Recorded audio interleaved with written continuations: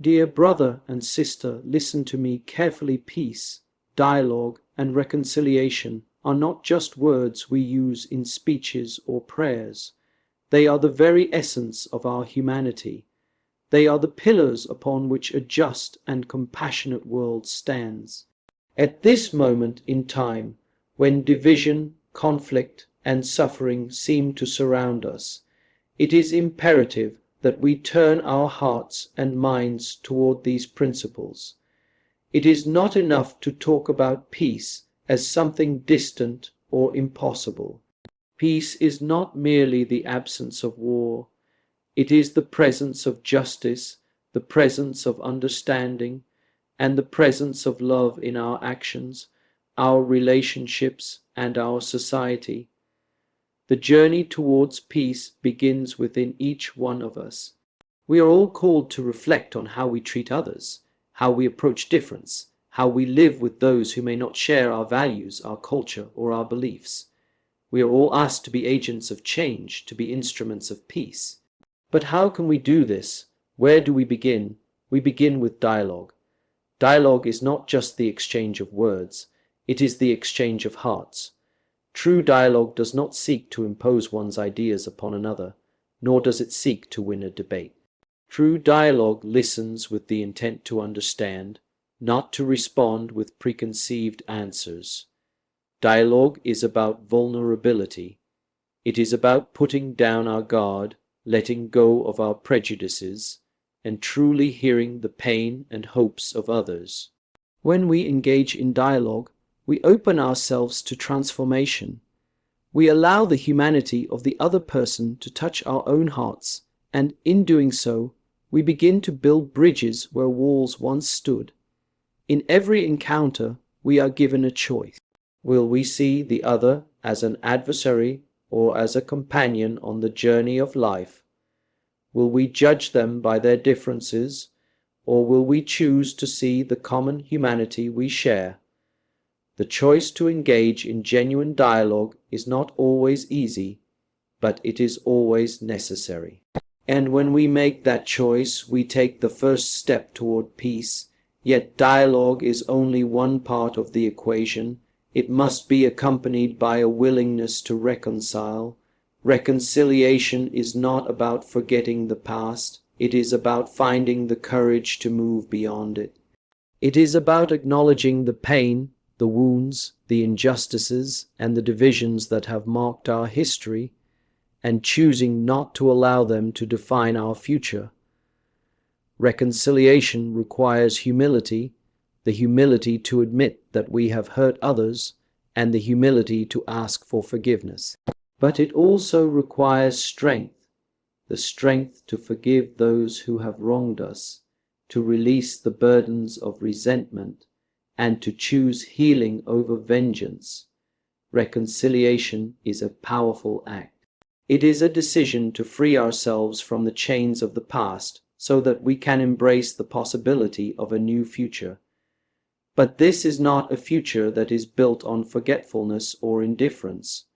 No, this future is built on truth.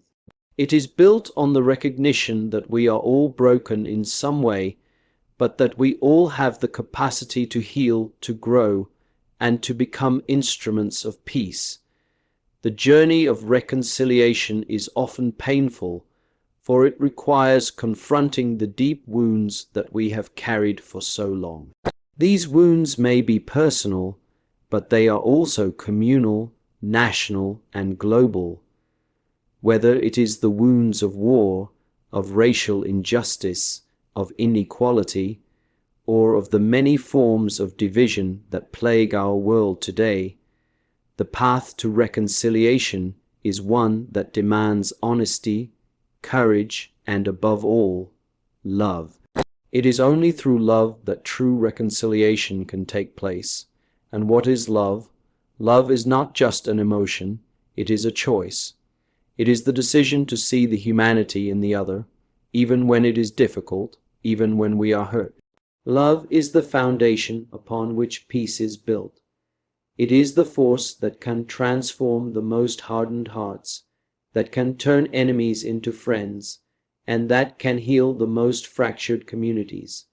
But love also requires action.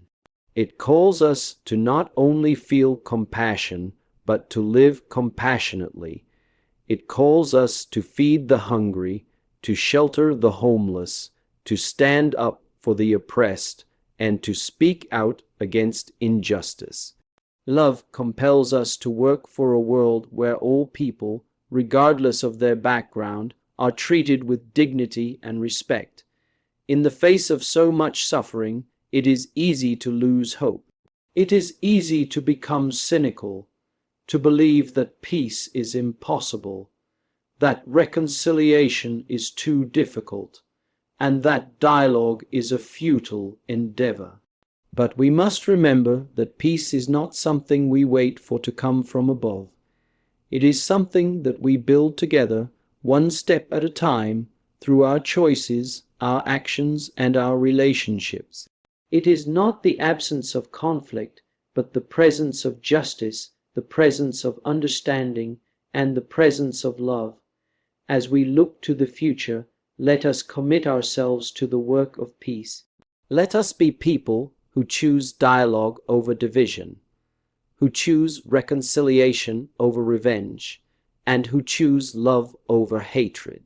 Let us recognize that every small act of kindness, every moment of listening, every gesture of forgiveness brings us closer to the world that we long for, a world where peace reigns, where understanding triumphs, and where all people can live in harmony with one another.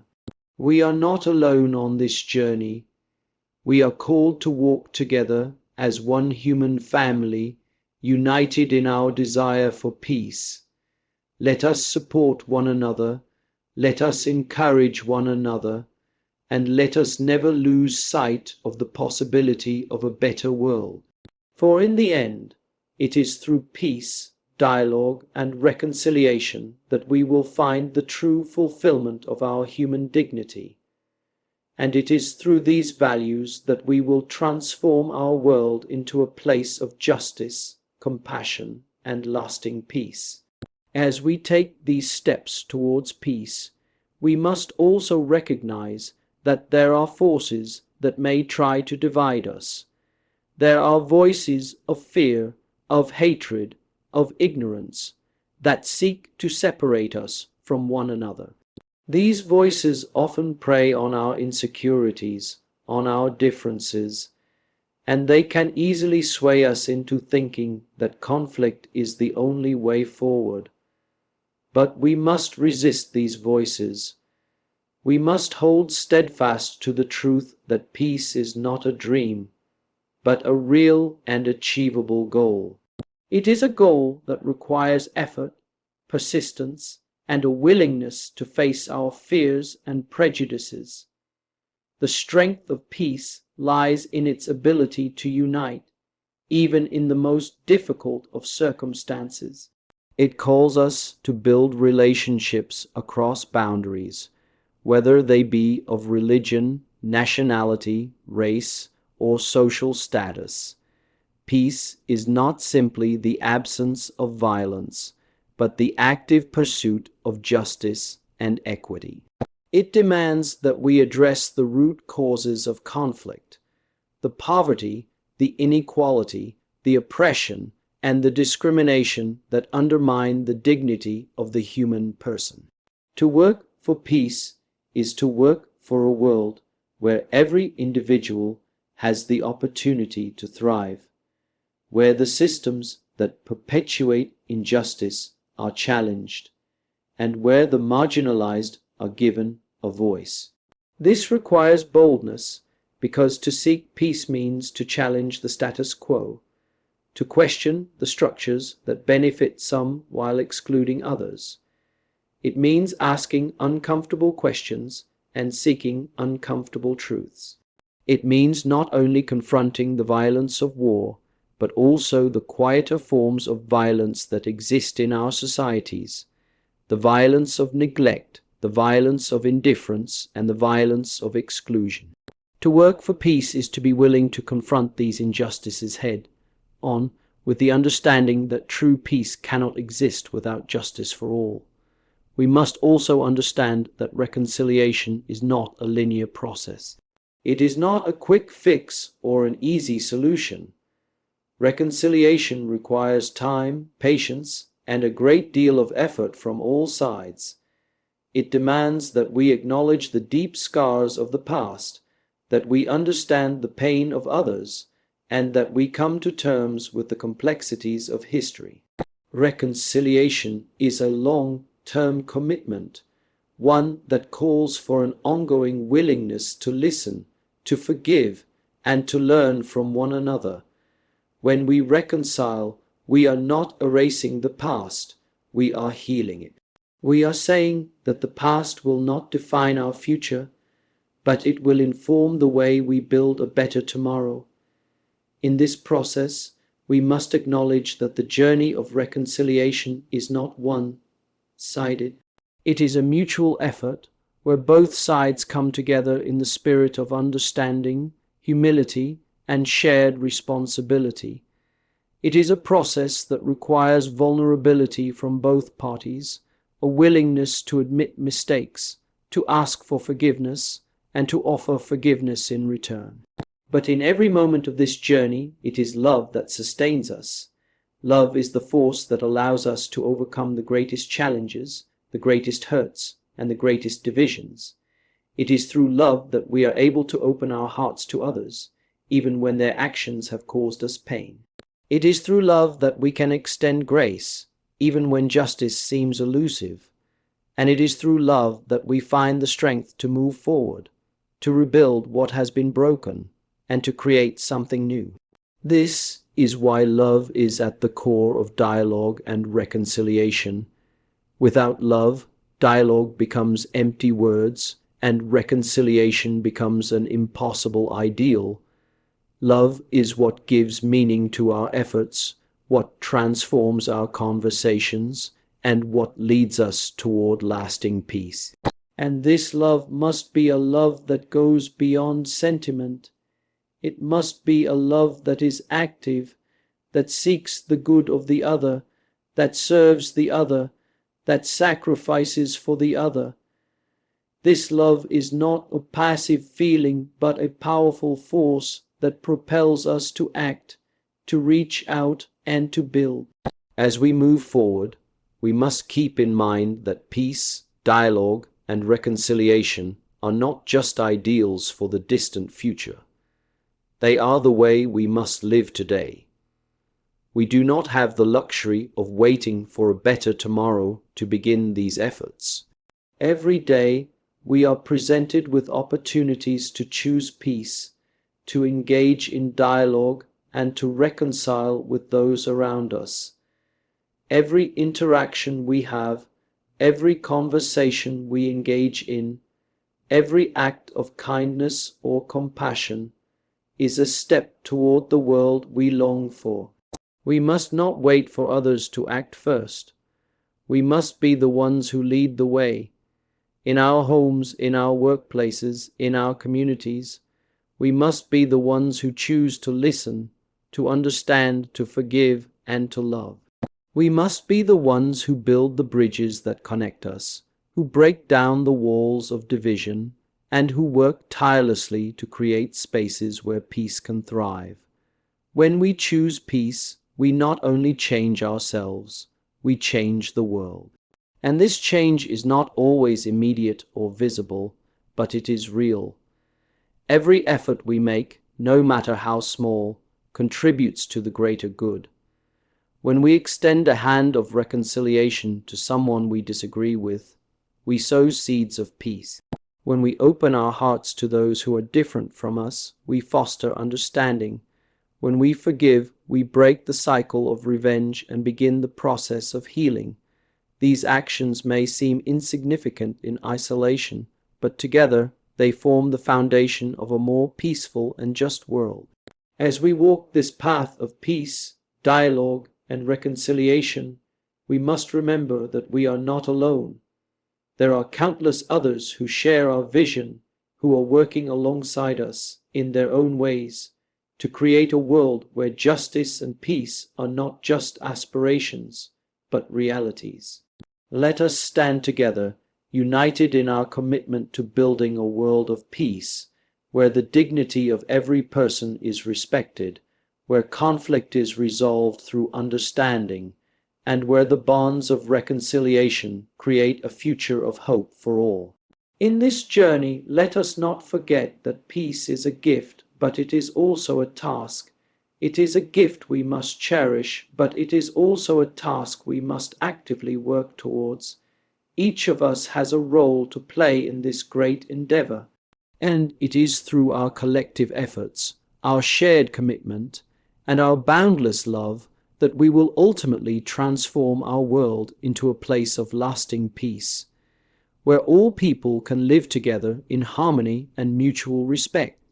The work of peace, dialogue, and reconciliation is not a task for the few, but a call for all. Every individual is an integral part of the tapestry of humanity. Our actions, however small they may seem, ripple outward and have the power to impact the lives of others in profound ways. We may not always see the immediate results of our efforts, but we must have faith that every act of kindness, every moment of patience, and every attempt to understand brings us closer to the peace we long for. It is this steady, ongoing commitment to one another that creates the foundation upon which a more just and compassionate world can stand. The challenges we face as a global community are significant. There are many who suffer, who are caught in the chains of poverty, war, and oppression. There are countless communities torn apart by fear and misunderstanding. And yet, in the face of these trials, we must remember that the power to change lies within us. Change begins with the choice to act, to choose peace over conflict, to choose dialogue over silence, and to choose reconciliation over division. In every moment of hardship, in every trial and tribulation, we must hold firm to the belief that reconciliation is possible. For reconciliation is not the mere absence of conflict.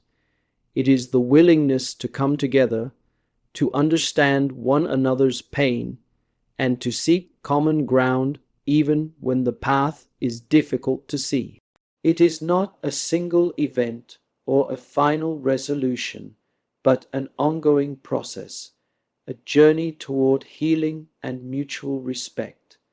This journey demands that we embrace humility. To reconcile is to recognize that we are all flawed, that we all carry wounds, and that we are all in need of grace. No one is exempt from the need for forgiveness, and no one is beyond the reach of the transformative power of reconciliation. The act of offering and receiving forgiveness is a profound expression of love and a step toward breaking the cycle of pain and division that often defines our interactions. Furthermore, reconciliation is not simply a private matter, it is a communal one. It is not enough for individuals to seek peace alone. Communities must come together to heal. Whether in our families, our neighborhoods, or our nations, we must recognize that peace is a collective responsibility. The divisions that separate us are often the result of systems that perpetuate inequality and injustice. These systems must be dismantled through collective action, through mutual efforts to build a society where all are valued and treated with dignity. In times of crisis, when it seems that the world is filled with darkness, we must become the light. We must become the voices of hope, calling others to engage in dialogue, to listen, and to reconcile. We must be the ones who refuse to be silent in the face of injustice, the ones who seek the truth, and the ones who work tirelessly to heal the wounds that divide us. This is not an easy path, but it is the only path that leads to a future of lasting peace. It is the path that requires courage, the courage to speak out against wrongdoing, the courage to confront our own biases, and the courage to take the first step toward understanding those who may seem far removed from our own experiences. It is the path of empathy, of seeing the world through the eyes of others, and it is the path of hope, of believing that reconciliation is always possible, no matter how deep the wounds may be. And yet, we are reminded that the road to reconciliation is paved with the bricks of justice. To reconcile means to confront the injustices that have occurred and to work toward rectifying them. It is not enough to simply forgive. True reconciliation demands that we address the wrongs that have been done and work to ensure that they are not repeated.